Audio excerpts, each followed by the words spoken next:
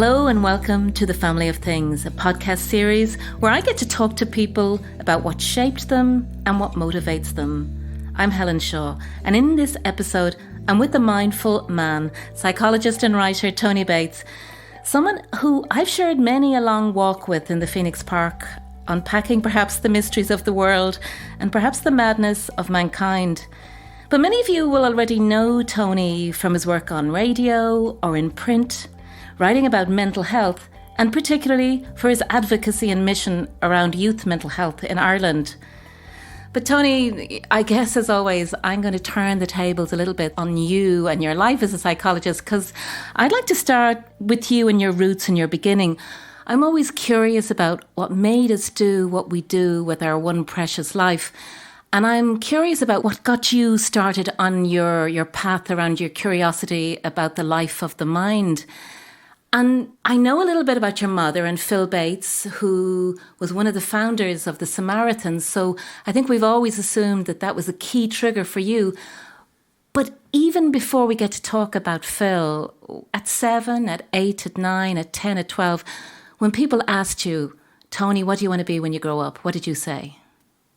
Oh, certainly not a psychologist. We wouldn't have known the word. I don't think I knew what a psychologist I think was. Probably thought medicine was, and I began in medicine in UCD. So that was my first entree to a profession.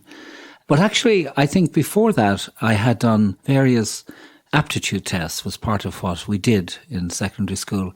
And they all pointed towards my doing music or doing art or doing English literature. They were the top three, and I did medicine. So actually, I'm not sure that I would have said I wanted to be a doctor when I grow up. I think I probably wanted to be some kind of an artist. Because music is important to you, and your dad had a musical life, and he did influence you in terms of music. So it was probably our strongest connection was through music. He was captain of the army team, and there was a quiz on RT1, and he was captain. They were on for years. They kept winning because he was so knowledgeable about music and classical music. Now, I grew up in the 60s, really, and it wasn't a time when young fellas were listening to classical music, but he began to introduce me to it, and I fell in love with it. And he liked to talk, and he was never stuck for an opinion on anything. And, when he was 40 years married, I had a big party. And I said, now, this is a man who needs no introduction, but he does need a conclusion. And that was my dad. He just talked for Ireland.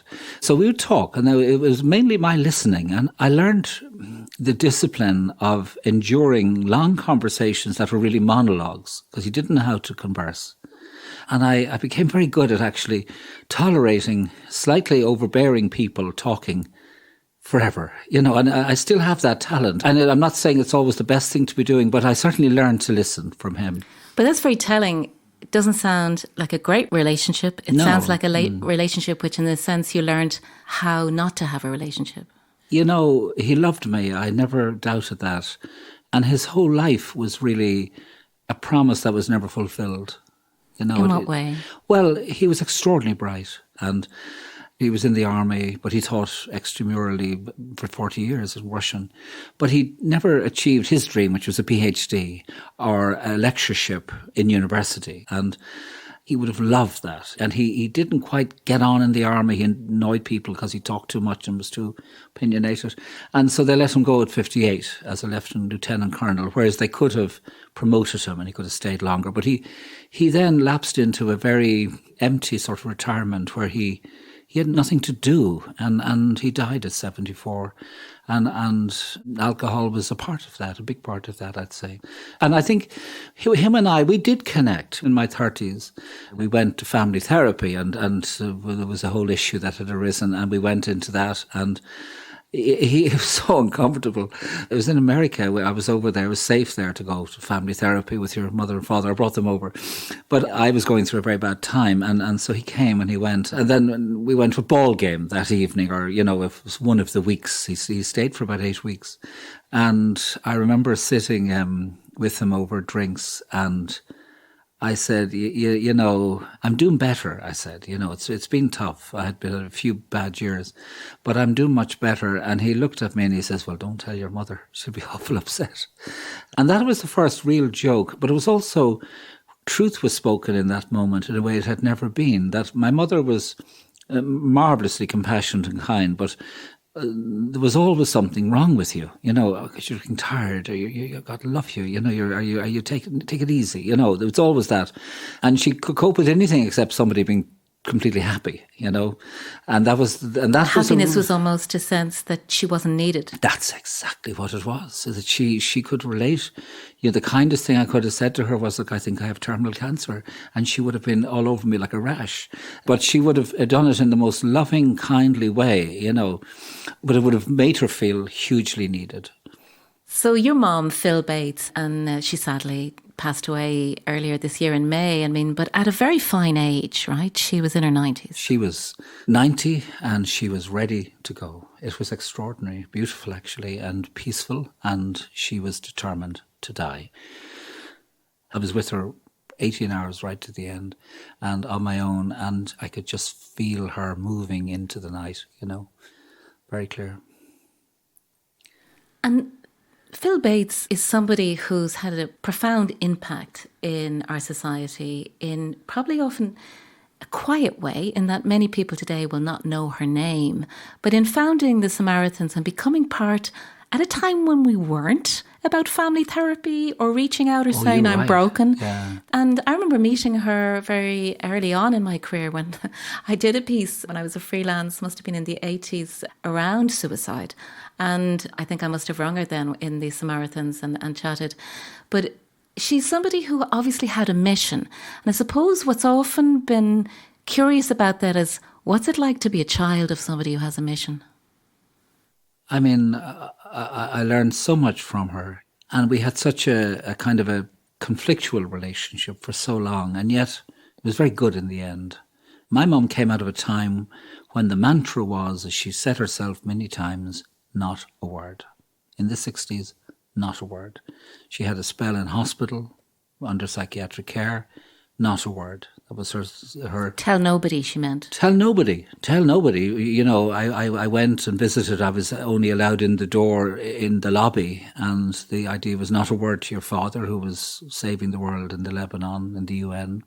Not a word to relatives in Cork. Not a word to neighbours. It didn't leave much for a 15-year-old. And it was later hearing Gay Byrne interview Chad Vara, who was the original founder of the Samaritans in England, an Anglican priest, that was a turning point in her life. This is what I want to do. This is what the world needs. This not a word thing is nonsense. And so she broke silence, really, and broke tradition, and with two other women set up the Samaritans in 1969. And so that was obviously a very inspiring kind of thing for me. I didn't really understand what she was doing, of course. She cared about people. And I think she had an extraordinary respect for people. And many, many people came to our house for help. My father would joke it was like the Black Rock Clinic in the front room. And I suppose that must have rubbed off on me, that I saw someone kind see troubled people, and these troubled people later would say very kind things about her. They clearly had benefited from dropping into our kitchen.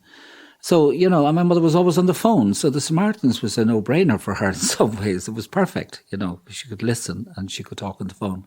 And I think she was so discreet about it. I had a joke she wouldn't give me the number of the Samaritans. So it was a part of her life she never spoke about. So there was this other world she was living in, and she spent an extraordinary amount of time with it. And so she was absent in some way for a lot of my adolescent and early adulthood. But I still had three younger siblings, but they probably felt that more than me. But, she was otherwise engaged, I would say. But there is a sense that we often go into psychology to understand ourselves more than others. And your mum, as you're saying, she had her own problems, which had made her recognise those painful issues in the world. But in seeing that with her, is that what you think made you aware of wanting to understand yourself and bring you into psychology? I was a very troubled kid from 3, 4, 5, 6. Very odd behaviours, autistic sort of behaviours, leaving home at 4 or 5 in the morning, climbing out the door, my own, as a 5-year-old, around Navan Road, lighting fires, eating parts of my own body, chewing, eating, just extraordinarily troubled. And, Can I ask why? Well, this is the interesting thing. I had no idea why.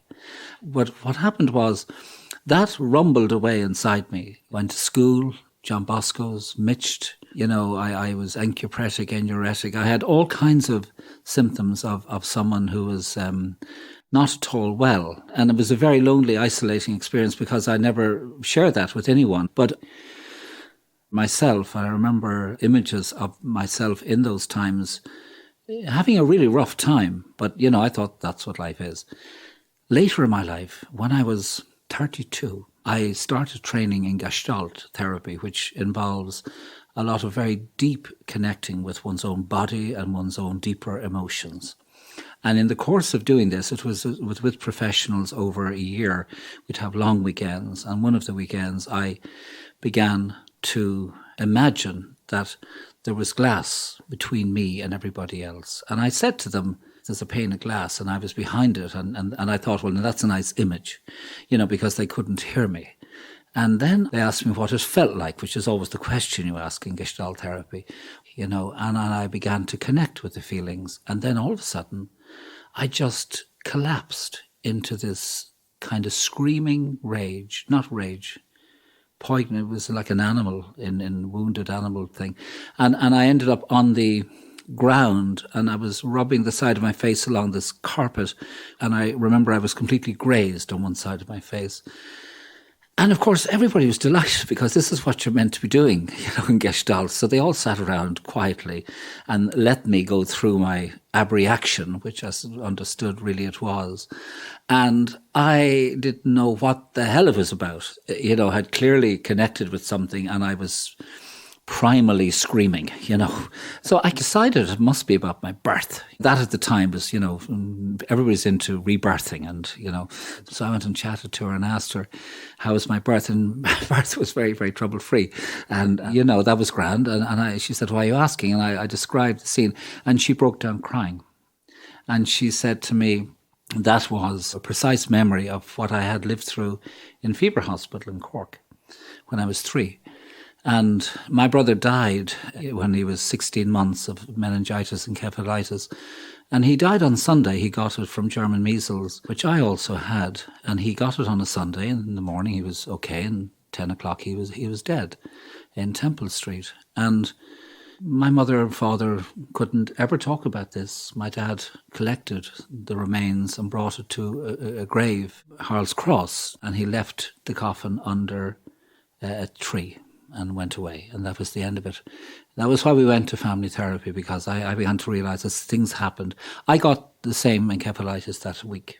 But my mother went down to Cork, where she was from, and we were moving between the two cities. And on Friday, I got it. And I was in Fever Hospital for a few months. And it was a time when they expected me to die. And they said to her, you've lost one son, and this is going to be very upsetting.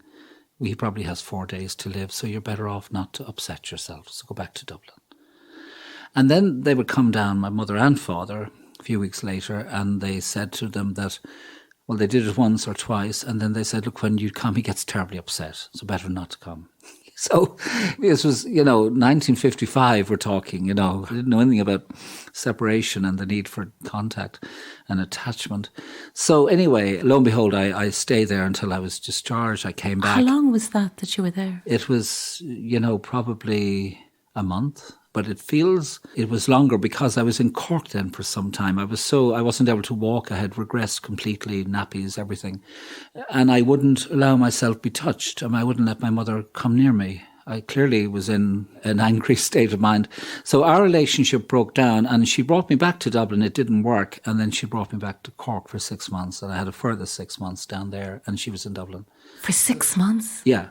So I had a lot of separation and that was completely buried, but the body doesn't forget. So it was buried until this Gestalt episode in your 30s? I think it was screaming to get out all my life. It was a wound that was never far away. And at the same time, I could love Tchaikovsky. I had an intense love of certain things. And I had a very active world in my imagination. And I think that's where I took refuge, in beautiful things and story and reading and music. But it was a very troubled, when my mother-in-law first met me, she described me to somebody as a tortured soul. And I think I was, I was just never at rest. And I think it was rumbling to get out. And what I've learned and what psychology taught me is that the unconscious longs to be integrated. And what is disowned, what has never been properly processed, is always seeking to be given a home within the story that we have of ourselves. And I didn't have that story. I had a story that people would tell me, you're so lucky, your parents are such gorgeous people, and you're middle class, and you've gone to school, good school, and oh my goodness, you have everything possible. So my story of me... It didn't match. Didn't match at all. But Tony, I'm really just in thinking about that. I mean, did you remember your brother who died? I mean, what was his name? When all of this came out, did your sense of him as a person become more real? When it all came out, I talked to my father and discovered the story that he had taken the body in a white coffin in a neighbour's car, and they had driven to Mount Jerome and put the coffin in under a tree. Now, the name was on the coffin. All our life, we visited Dean's Grange, and we went to see Jim at the Angel's Plot, because we thought he was buried there. This was the fiction my mother had. My father had told her that.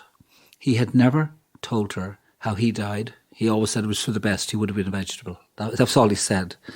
And he never told her the circumstances of his burial, okay? This came out, and I said, we have to find him. And so Ursula, my wife, and we began to track down where he was. And it was a bit of detective work. And we found him because there were records. This coffin had been... They don't miss a coffin sitting under a tree in a graveyard. So the coffin had his name. So they tracked it, and he was buried in a grave for unwanted children, an unmarked plot in Mount Jerome, which is still there. We bought the plot. So what was his name? Jim. And I visited that almost every year since I've discovered that. I go to see him on his anniversary. Mm. And knowing the fragility of memory, whether it's restored or true, do you have a sense of Jim beyond? Oh, I do. Extraordinary. And I mean, I went through 6 years of Kleinian analysis. Of what? Kleinian, Melanie Klein. Kind of a very formal, orthodox psychoanalysis. Lying on the couch, therapist behind. Woody Allen-esque. Yeah, but it was not something you joke about when you're there. It was, Jesus, hard going. I tell you that much. But anyway, what everyone thinks about... And was that in the States? No, I was here. It was in Dublin. But, that got down to my memories of Jim. And it was extraordinary what it brought alive in me. I feel very close to him, always have. I go visit on the 16th of May, Mount Jerome. I stand at his grave, and I miss him. But I don't miss the 16-month-old. I miss the 64-year-old, or the person he would be now. I miss his wife, his children. I miss all of what we would have had together. But there's a real sense of being closer to him than almost to my, well, not quite living siblings. I'm very close to them now. But he was the one I was closest to growing up in my mind, but I didn't know it. There was always that missing bit. So you're 3, you say? I'm 3. When he dies? Yeah, he was 16 months. I was and 3. You're in this period then over the next 7 months where, except for a break, you're pretty isolated in Cork. Yeah, I'm pretty isolated at home or in Cork or in hospital. But do you think now, having gone through all those processes, that that's a defining point in making you who you are? Absolutely. It is. It is the fracture in my soul that has shaped me, for better and for worse. What's interesting about anchoring your motivation in life coming from, I guess, your own trauma, your own experience, and maybe that's quite common for many psychologists, is that something propels them to be fascinated with how we work emotionally and mentally. It's more like a niche that you have to scratch. Some people don't have that, and God bless them, and I envy them, and they can lie on a beach in Ibiza and read Hello magazine, and that's fine. I couldn't do that. And so I read Hermann Hesse and Nietzsche and all these people, people who I didn't really even understand, but I was 17, 18, but I was looking.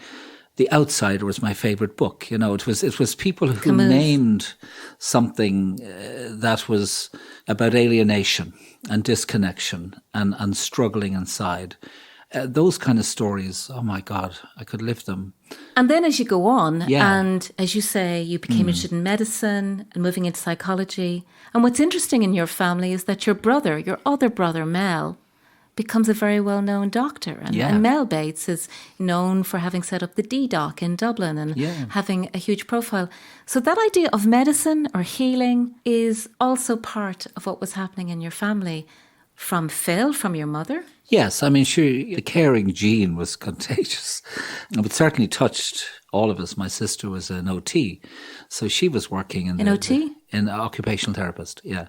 So she was working in that way. So, there was just one brother who did start in dentistry, but he went into IT and systems analysis.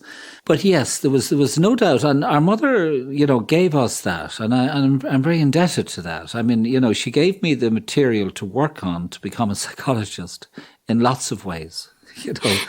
I was speaking to Aware once, and I was nothing good comes out of a good childhood. Yeah, exactly. And she was sitting in the audience. I said, "My mother's here, and she's the one who made me the psychologist I am." And then it was years later. What did you mean by that? It's the Larkin, our parents. Yes. I love Larkin, yes. But I have often said, life at some point decided I was going to be a psychologist. So it said, right, we got to figure out what kind of training would be good for this guy. So let's start him early. I ticked off a tremendous number of boxes in terms of being prepared to deal with people who had been through trauma. And trauma and attachment have been probably the two most important bedrocks of my professional identity,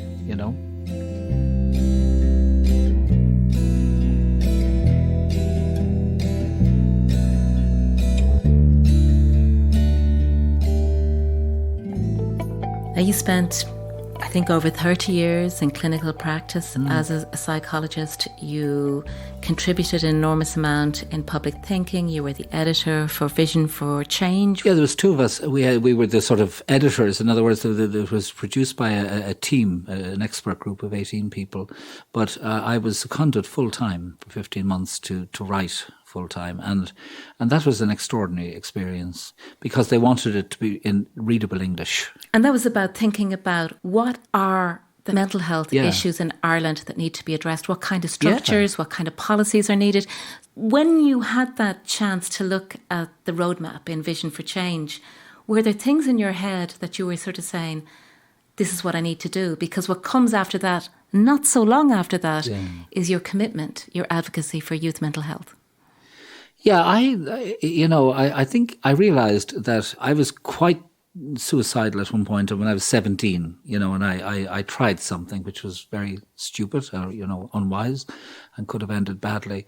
And I think part of my memory has been connected back into that. Into that episode at 17. Into someone at 17 who was screaming pain and did not have any way to say it and no one to talk to. And I think that shaped a lot of what I brought to Vision for Change and to Headstrong, now Jigsaw.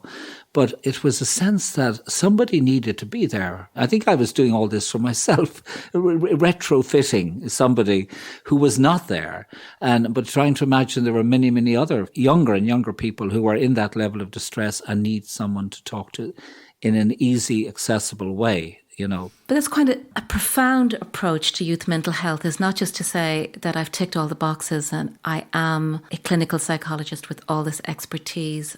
You also were entering it sort of saying, I am the wounded soldier. I am the person at 17 who could have ended their own life. Yeah.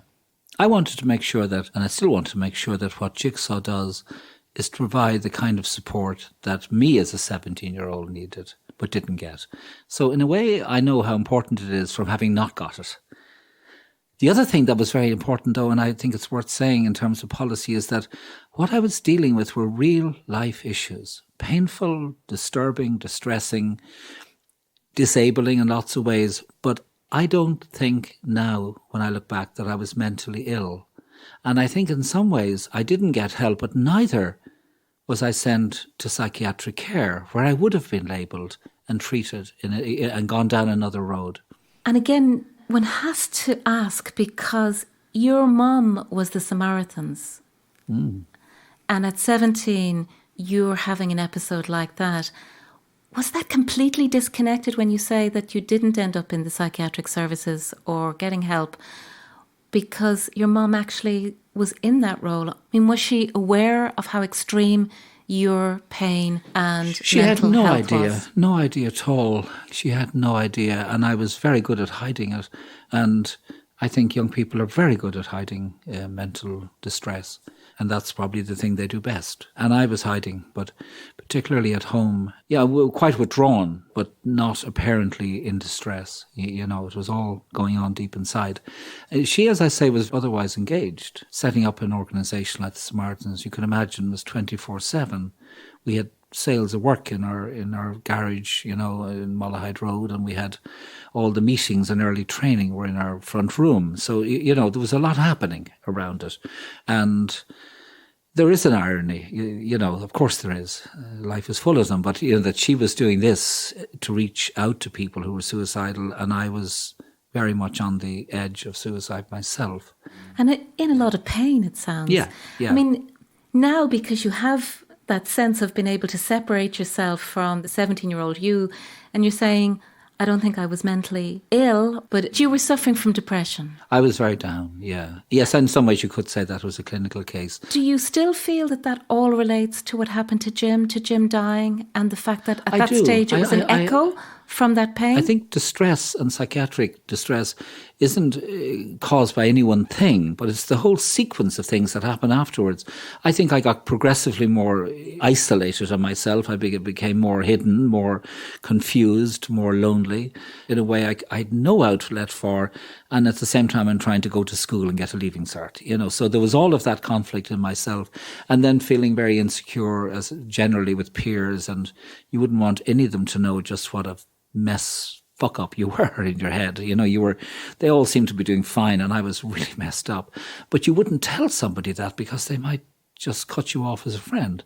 So you talk about Hermann Hesse, you talk about Camus, or you talk about these wildly existential, despairing writers, and we'd all have chats about that, you know. But really we were wanting to talk about ourselves, I think. For me, and I did ultimately, I had a very severe depression in my 30s. And this is when you were saying you ended up in family therapy with your army dad, who's reluctant, and your mom. Yeah, I went into a very major depression, which I would say was as clinical as anything I've seen. I was very, very down. But working, I still maintained... Functioning. We went to the States, and I was functioning in the World Centre for Cognitive Therapy, the Centre for Cognitive Therapy with Aaron Beck. And yet I was falling apart completely.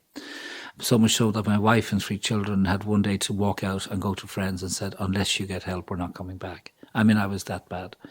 And I did. In all those years, I mean, I could look back now and say, well, it would have done people a lot of favours if I took antidepressants and was, you know, maybe got a bit of a lift sooner. It took a long time, about 2 years to come out of it. But the good side of not doing that was that I kind of faced up to what it was, and I tracked it back and made links. And I suppose I opened up the story of myself in a way that could begin to make sense and hold that pain. The other thing is it doesn't all go away because of that. You don't forget these things. You don't erase them, but you become able to assimilate them and hold them. And in doing what you did then from 2006 to 2009 in creating what was Headstrong, the Youth Mental Health Centre, which becomes Jigsaw today, that was you kind of completing that circle of talking to the 17-year-old Tony, and also saying what happened at that point. And again, that disconnect, even with no disrespect to either Phil or the Samaritans, but that there wasn't an ability to recognise what was going on in school or at home, that you brought all that into Headstrong. And I suppose what you tried to do was change the conversation and the national approach to how young people navigate their way into adulthood. I mean, one of the big things you did was that you went back and talked to young people who were today's Tonys at 17, and you brought them into the organisation. I mean, that seems now very basic in 2018, that people would do that when they're setting up youth organisations. But at that stage, it wasn't the norm, that you would actually create a youth advisory and that you would say, what is it you want? I mean, I didn't have a lot of experience with young people.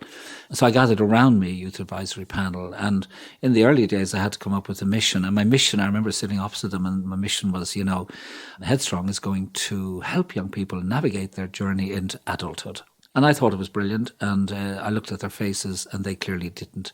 And they just looked back at me, and just there, they were kind of stony-faced, eyes down. And then one of them said, Tony, I said, what's wrong? And he said, Tony, we don't want to be helped. We want to be heard. And that kind of stunned me, and it changed the trajectory of Headstrong and Jigsaw to being about listening to young people. And, sometimes that's all we need. Sometimes we need lots of other things. But sometimes it's extraordinary, the power of really being listened to and being heard, and somebody knowing what we're going through. Nobody can really take away somebody's pain, It's the power of empathy. I mean, what you're describing when people say, oh, it's just listening, it's actually... Oh, no, it's the power of being able to... Empathy and saying, I actually can't make this better for you, but I'm here for you. I think it's the power of being able to find somebody who is lost inside their own pain and lost to themselves. And you find them and you say, I see you and I hear you and you're okay. This is very difficult, what you're dealing with, but you're okay. And together we're going to figure this out. That's, I think, what therapists do, that capacity to find people. To find people. Yeah. Because we have this cliche we tell ourselves that sometimes in life we are finding ourselves. Yeah. And yet in many ways we don't recognise we're lost. I mean, what you're saying the therapist does in a process, and what you were trying to set up in Headstrong or Jigsaw, is a way to allow someone to be found. I mean, and I've heard, many encouraging stories from the front line, from Jigsaw services, where people talk about the change. I've had mothers and fathers come and say, look, our daughter or son went to Jigsaw and just felt marvellous, And I don't think anything magical was done, and it was simply that people there really took pains to listen and to hear and to kind of get a sense of that person and what they're struggling with. And in a way separate the two. So some of what they're struggling with needs a kind of a strategic problem-solving approach. It needs a bit of, they need help to confront, And sometimes they do need psychiatric services and medicine, sure, absolutely. and drugs. And we would send them. But most importantly, and whether they're in the depths of whatever they're in the depths of, but most importantly, they need a sense that somebody sees me and thinks I'm okay. I like that, because I think it's not getting over something, recovering it over it, but it's that I recover my soul, my sense of who I really am.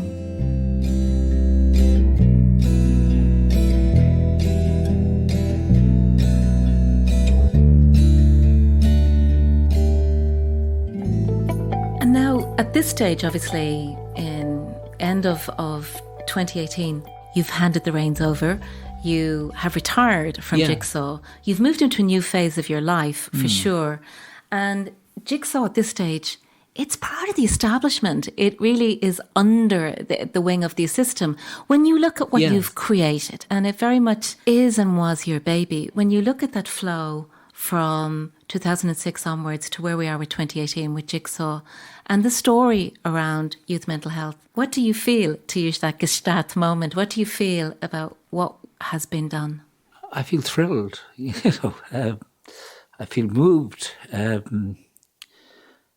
just feel, I think of people at the front line of Jigsaw. I think of the people welcoming young people, because I think, half the good we do is just the very way we welcome somebody into a space and greet them with a cup of tea, or a sense of respect, And before anything happens, I think that's extraordinary.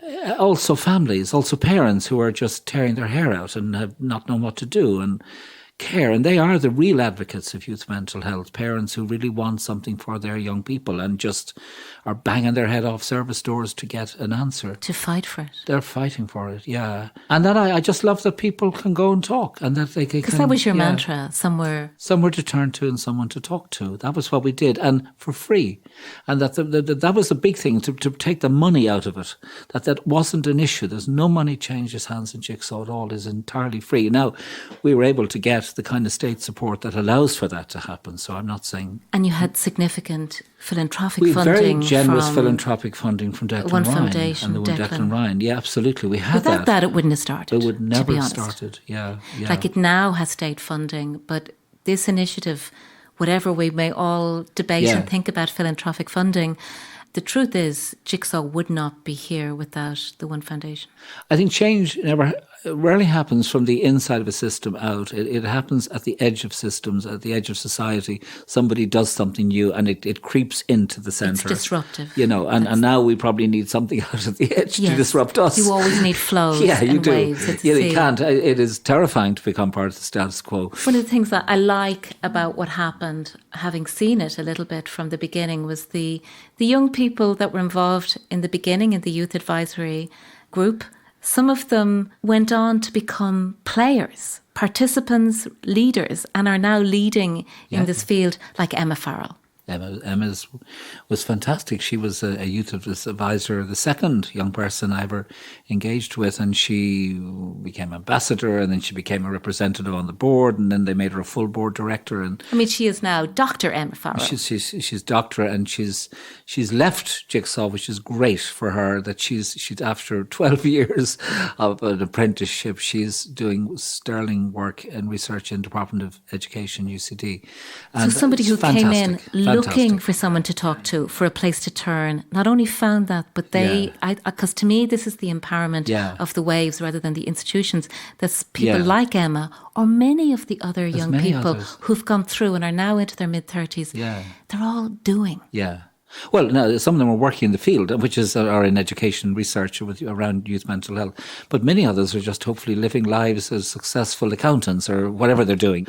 And they haven't lost the idealism. And I think when you tap into the idealism of young people and you get them at that time, when they're most open to it, you awaken it, and they never lose it. They stay true to that. So that sense of an arc of what was done and achieved. But to come back, centre it to you and to Tony Bates, is that you've talked about these cycles and these moments of pain and trauma, and beyond the story of what you brought to us with Headstrong and Jigsaw, you've also been credited as the man who brought mindfulness to Ireland.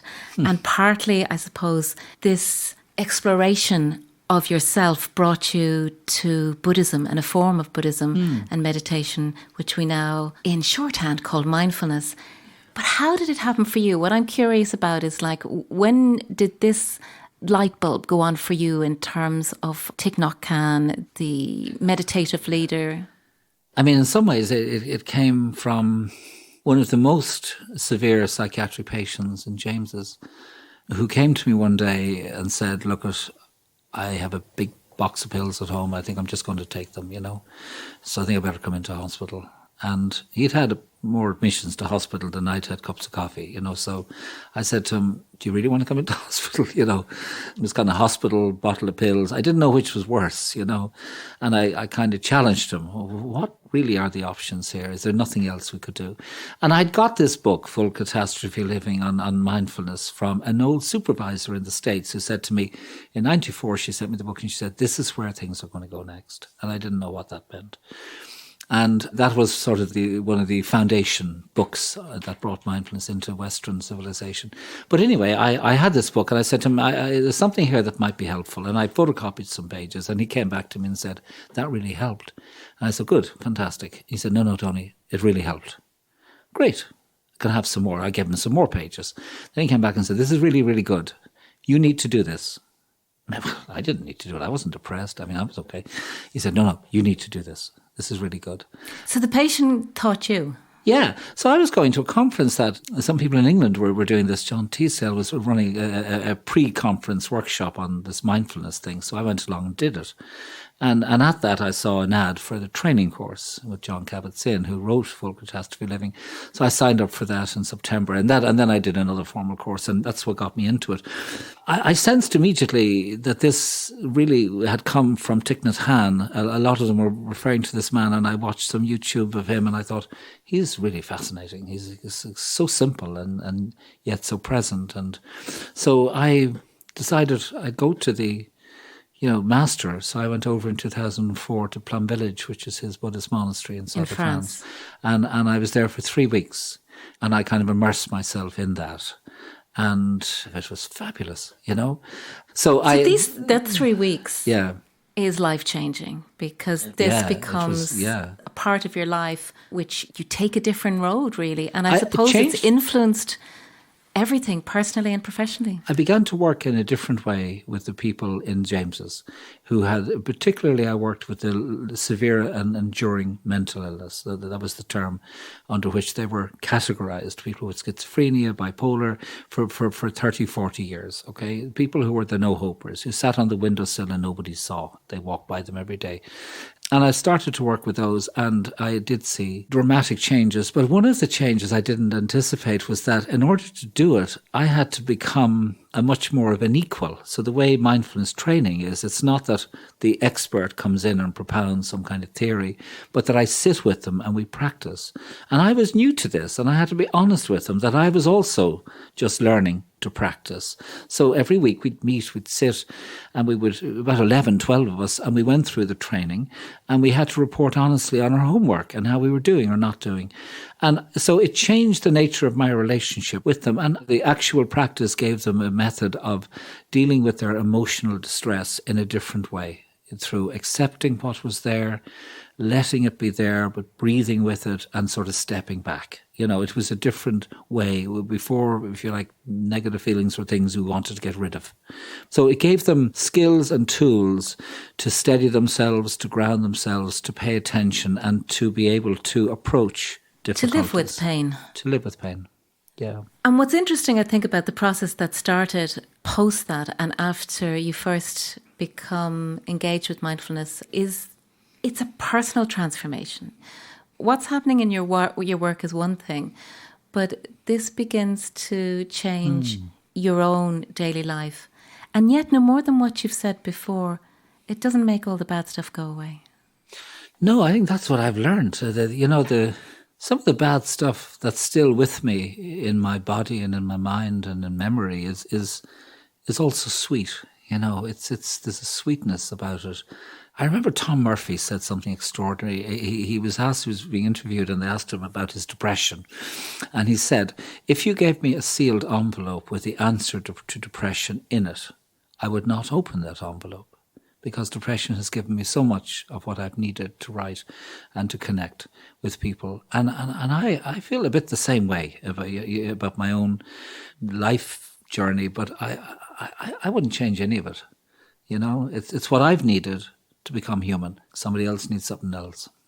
And I guess from you wrote for a year in the Irish Times, A Year of Living Mindfully. So I suppose from the perspective of how it's become part of your daily breath, your daily life, how do you live a mindful life? I try to be present to people, to what's happening, to the beauty of things that we can miss, to the mystery of life, which is extraordinary that we're here at all, and then just to myself, to what's happening in me. And I listen to what's happening with some degree of respect, because the body doesn't lie. A lot of what we regard as symptoms or negative feelings are parts of us trying to communicate in the only way it can. And I learned to listen to those and say, no, what's that about? Be curious. And the lovely thing of mindfulness is that it brings curiosity and a certain playfulness to these things, rather than a heavy-handed, well, I'm going to fix this. That's not what it's about. I'm going to notice this and give it room to breathe.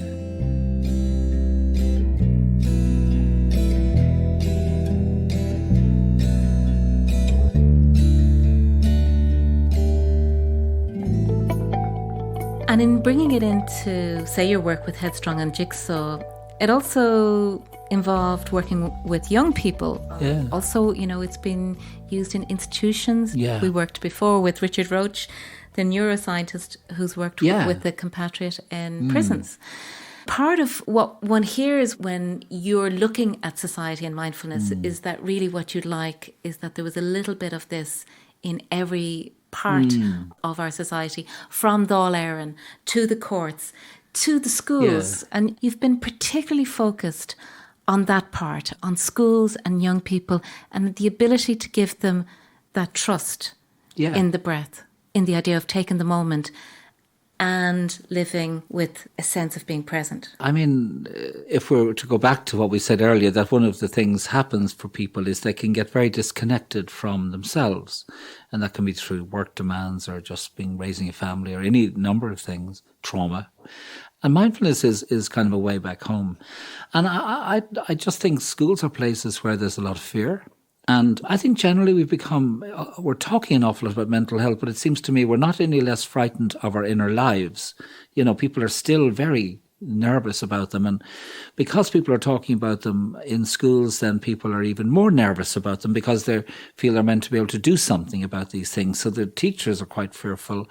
The students are more conscious and fearful. And I think everybody literally needs to calm down and trust what's happening. Listen to it and trust it.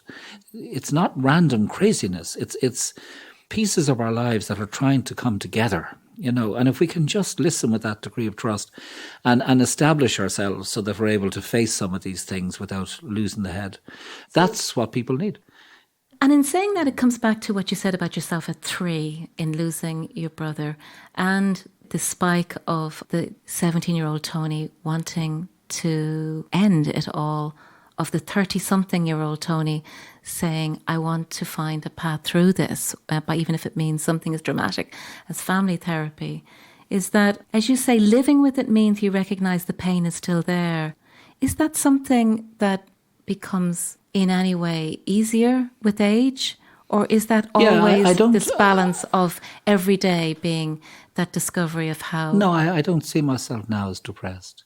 At some level, I'm, silently terribly happy. I really am irrepressibly happy. And, yes, I have bad days and moods and that, but I'm not clinically depressed. I was, definitely, but I haven't been. The only advantage of aging, there's a lot of disadvantages, but one of the definite advantages, you begin to lower your standards, and you begin for happiness. For everything. I'm much happier with who I am. Yeah. For yourself. You begin to see limitations and say, it's okay. That's fine. It'll do. I'm fine. That's as far as I can push things. And that in that department, it's fine. I'm not going to be a great concert pianist, but I can play a little bit of piano. It's fine. Because your expectations, even listening to you today, are quite high on yourself. Has that changed? Have you learned to sort of say, I'm okay with it'll do? I think there's a difference between what I would aspire to create and what I would want to see happen in the lives of people. And I still have I have my own vision of what change could look like or could be. And it's very important to pursue that. Who I am in the pursuit of that is someone who's I'm far more realistic about, and in terms of my energy and what I can do and what I can achieve on any given day. So I'm easier on myself. And yet I don't think I've become any less ambitious or idealistic about things. Because I do believe it's possible to come together and to be ourselves and to be fully alive. I do believe that's possible. And I've seen it not just in my own life, but I've had the privilege of working with thousands of people over 42 years where I haven't always, but I've seen it happen. That person I mentioned who gave me the book has come out of an abominable psychiatric career, really horrible, really severe, and is giving a concert next week because he came back to playing music, which he had lost. And I said to him, how have you managed this? I said, you were nuts. Really, Are you allowed to say that? I am. He became so good at mindfulness and benefited that I funded him. We raised some money and we sent him to Oxford and he worked and became a teacher himself, and he helped me then in courses I gave when I was in mindfulness. In mindfulness, yeah. And he came in and did some training with my staff. So that was a really good photocopy you did of those 2 pages of the Kabat-Zinn book all those years ago. It was extraordinary. But he said to me, he said a wonderful thing. He said, mindfulness. I said, what has it done for you? He said, well, it's allowed me to establish myself in myself at any given moment. And what he meant precisely by that, I'm not sure, but I get enough from hearing that to say, yeah, it resonates for what I experience, which is that I come home to myself, or I come back to who I am, and with a certain, degree of comfort and compassion and kindness, because, what I find is not always something I'm thrilled about, but it's okay. We are not perfect. And in this new phase of your life, you've moved to Sligo. Yeah. You're looking over the wild Atlantic way. You're writing very actively. What's in this new phase of compassion and kindness to yourself, but maintained and sustained ambition for change? I think there's 2 things. One is I'd like to kind of pull together a lot of my own experience, and I'm writing a memoir at the moment, and that'll be a memoir. Yeah, and kind of, I mean, 2 people might read it, but I want to do it. I want to do it. It's important to me. I think I've had a thrilling adventure, and I think I've been very privileged in the kind of meeting Thich Nhat Hanh and having him as a teacher, and lots of other wonderful people, Aaron Beck and people like that. Who were big influences on you. Big influences, yeah. So I've had a great adventure, and I want to kind of pull that story together in a kind of not a heavy-handed way, but in a personal way. So I'm working on that at the moment, and I'm really enjoying it, I have to say. The other thing I'd like to do is to get one last nudge at the whole national conversation on mental health. I'd love to look Vision at how... for change. Just a more general conversation. That's part of it. But, particularly, I was witness to a very different kind of experience of mental ill health. I would have been in Grange Gorman in the 70s, when what I saw and what I remember was very different to what one would see now. And I remember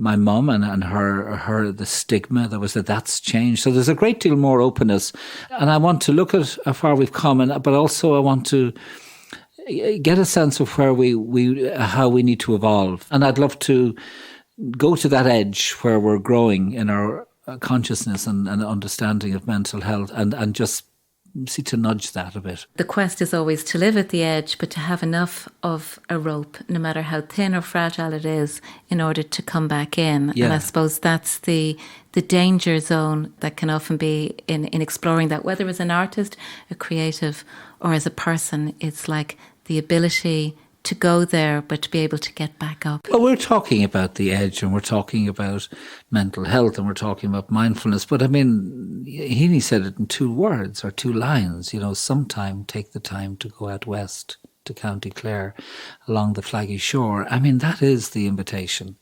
That is about, for me, the invitation I've tried to respond to throughout my life, which is to not be afraid to go to that edge, the edge of my own place, where there's a flaggy shore, where there are headstrong-looking swans, which is where I got the name for Headstrong, and where there are, light and darkness are playing, and shadow, and all together, and to be fascinated by that, and to let it blow the heart wide open. To let it blow the heart wide open. I think that's a good and rounded way to pull you back from that edge. So Tony Bates, thank you very much, and very best of luck. We look forward to seeing your memoir and to hearing your journey back from the edge. Thank you. Thank you. Thank you.